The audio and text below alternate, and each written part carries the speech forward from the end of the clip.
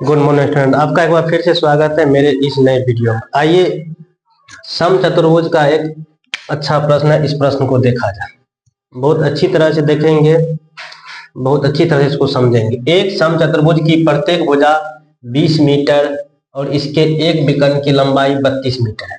आइए पहले हम लोग समचतुर्भुज बना लेते हैं।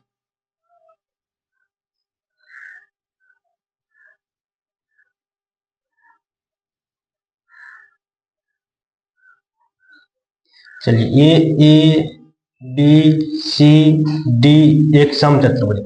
आइए पहले हम लोग समचतुर्भुज को समझ लेते हैं। समचतुर्भुज उसे बोलते हैं जिसकी चारों भुजाएं बराबर होती है और कोण अलग अलग होती है और दोनों के विकर्ण एक दूसरे को 90 डिग्री पर काटती है। देखिए, अब एक समचतुर्भुज की प्रत्येक भुजा, तो इसमें 4 भुजा है ना, तो ये भी 20 मीटर, ये भी 20 मीटर और ये भी 20 मीटर और ये भी 20 मीटर। एक समचतुर्भुज की प्रत्येक भुजाएं 20 मीटर, इसके एक विकर्ण की लंबाई 32 मीटर। इसमें कितने विकर्ण? 2 विकर्ण। एक विकर्ण ये हो गया, एक विकर्ण ये हो गया। एक विकर्ण की लंबाई, यदि पहला विकर्ण को D1 माने और वो D1 तो आपको दिया हुआ है 32 मीटर, तो आपसे पूछा जा रहा है D2। अब बताइए, तो दोनों विकर्ण क्या बोले थे समचतुर्भुज में? एक दूसरे को 90 डिग्री पर बाइसेक्ट करती है, काटती है। मतलब ये कोण, सभी कोण कितना है? 90-90। अब बताइए, ये पूरे विकर्ण यदि 32 हो गया, ये पूरे विकर्ण क्या हो गया? 32, तो ये हो जाएगा 16 और ये हो जाएगा 16।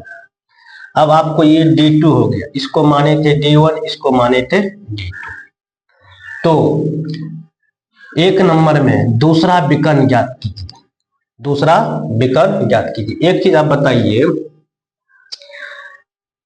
ये कोण कितना डिग्री? 90 डिग्री। ये एक त्रिभुज बन रहा है ना? क्या त्रिभुज बन रहा है? त्रिभुज।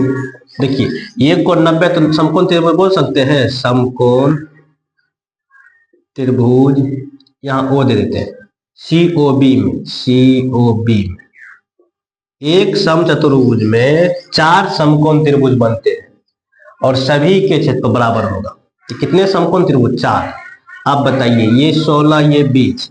अब देखिए, तो ये हो जाएगा लंब, ये हो जाएगा आधार। कैसे? जहां 90 डिग्री का कोण बने, एक भुजा को लंब, एक भुजा का आधार, दूसरे को कर्ण। तो अब बताइए, कर्ण का स्क्वायर बराबर, पाइथागोरस से कर्ण का स्क्वायर बराबर लंब का स्क्वायर जोड़ आधार का स्क्वायर। देखिए, तो कर्ण के जगह पर 20 का स्क्वायर। अब देखिए, लंब की जगह पर 16 का स्क्वायर, आधार की जगह पर आधार ही रहेगा। 20 का स्क्वायर हो जाएगा 400, 16 का स्क्वायर होता है 256। इधर आके घटो, 256 हो जाएगा। ये हो जाएगा आधार का स्क्वायर, हो जाएगा आधार। 400 में से 256 घटाएंगे तो 164, ये हो जाएगा आधार का स्क्वायर। इधर कर देंगे तो इसको घटाने में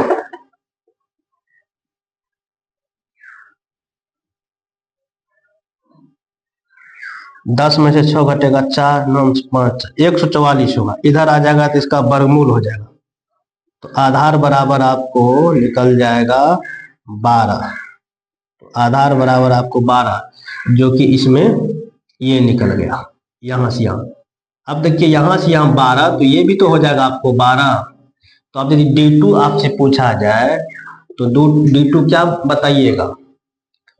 2 गुना जितना BO होगा उतना ही OD होगा। कहने का मतलब BO बराबर OD। तो 2 गुना इस पूरे को, 2 गुना क्या बोलिएगा? OB। 2 गुना ये भी OB, इसको भी जोड़िएगा, तो 2 और OB का मान 12, तो बराबर 24 मीटर। तो दूसरा विकर्ण आपका क्या निकल गया?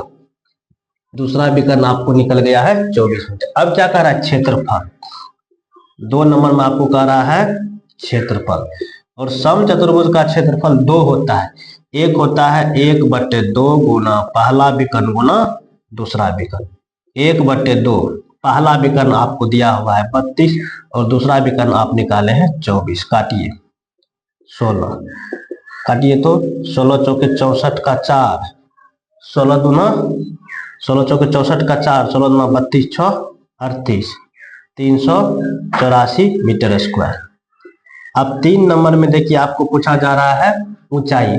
इसका एक और क्षेत्रफल होता है जो आपको याद रखना होगा, आधार गुना ऊंचाई। अब देखिए आधार गुना ऊंचाई, क्षेत्रफल देखिए कितना है, क्षेत्रफल आपको 384 है।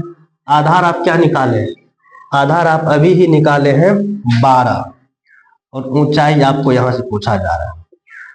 काटिए देखिए तो 12 से काटिए, 12 तिया 36, 2 12 दूना 24। तो ऊंचाई आपको क्या निकल गया है, ऊंचाई आपको निकल गया है 32 मीटर। यही सब पूछा जा रहा था। ऊंचाई निकल गया 32 मीटर, क्षेत्रफल निकल गया 384 मीटर स्क्वायर और दूसरा विकर्ण आपको निकल गया है 24 मीटर। यदि ये वीडियो आप लोगों को पसंद आया होगा तो दोस्तों के साथ जरूर शेयर कीजिएगा। धन्यवाद।